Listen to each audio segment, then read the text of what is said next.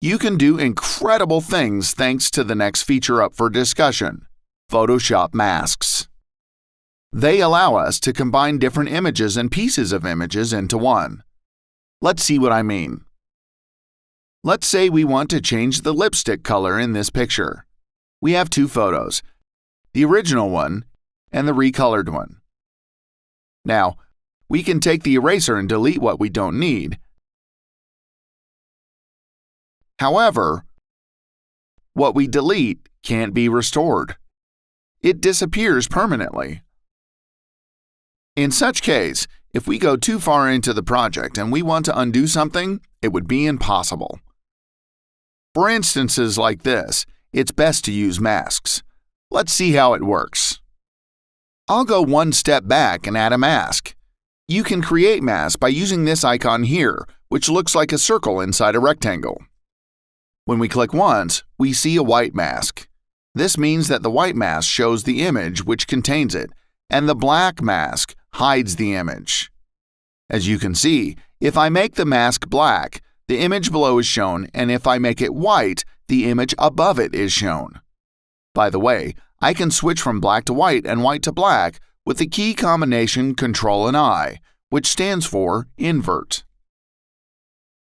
Likewise, if I want to delete everything but the lips which I want to keep, I choose the black color and the brush and we start painting.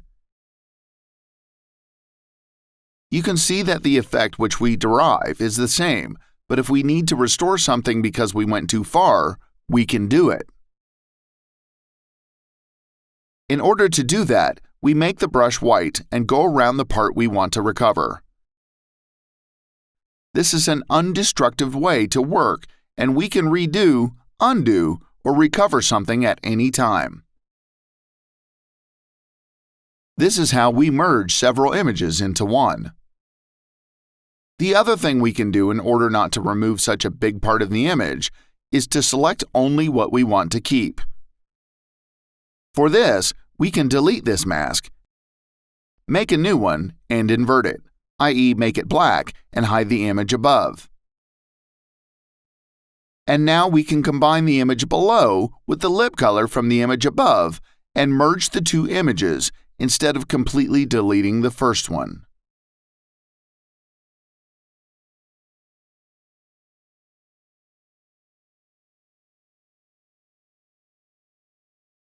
So now, we've managed to combine the two images into one, the lips from above with the rest of her from the original. As you can see, the masks show us what we've saved and what we've removed. The mask views are as follows: white is what is shown, and black is what we hide from the image.